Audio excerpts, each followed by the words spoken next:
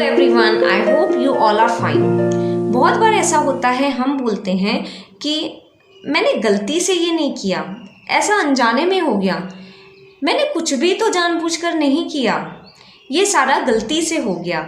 गलती से, जानबूझकर, अनजाने में, इन सबको हम इंग्लिश में कैसे बोलते हैं, आज की वीडियो इसी के बारे में है।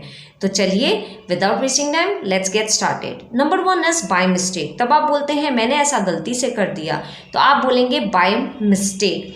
जैसे टीचर तब आपका होमवर्क चेक करती है तो वो देखती है कि उसने तो क्वेश्चन नंबर 5 दिया था और आप करके लाए हो क्वेश्चन नंबर 6। तब टीचर बोलती है कि बेटा आपने तो क्वेश्चन नंबर 6 कर दिया, मैंने आपको क्वेश्चन नंबर 5 दिया था। तो वहाँ आप क्या बोलते हो, मैम सॉरी मैंने गलती से कर दिया। तो हम इसको कैसे बोलेंगे, मैम सॉरी, या sorry ma'am by mistake I did question number 6 instead of question number 5। गलती से मैंने क्वेश्चन नंबर 6 कर दिया क्वेश्चन नंबर 5 के बजाय। तो यहाँ पे आपने बोला गलती से, और एक और वर्ड यूज़ किया इंस्टेंट, मतलब उसकी बजाय आपने वो कर दिया।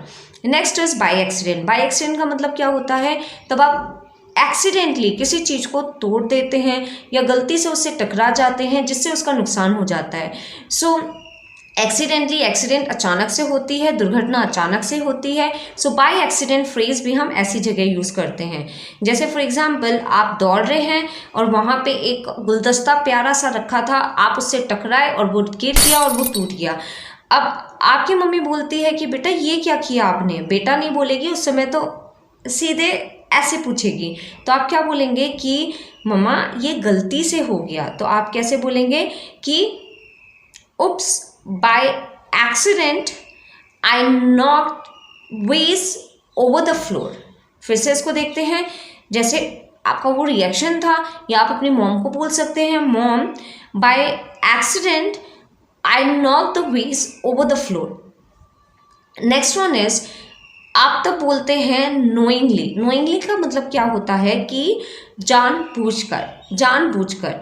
तो knowingly का अपोजिट हो जाएगा unknowingly, मतलब अनजाने में। तब आप जानबूझकर कुछ करते हैं तो वो हो जाता है knowingly।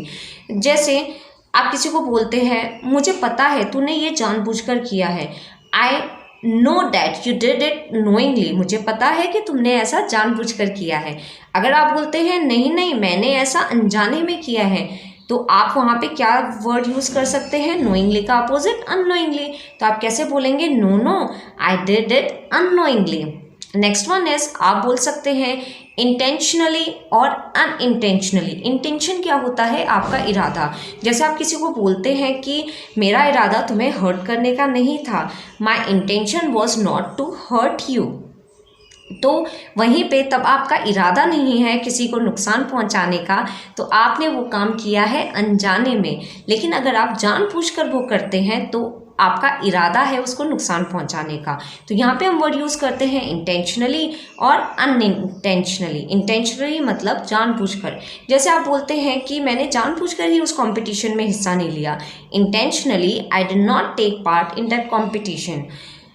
इसकी जगह अगर आप बोलते हैं कि मैंने अनजाने में ये सब कुछ किया है, तो आप इसको बोल सकते हैं कि unintentionally I did all this things.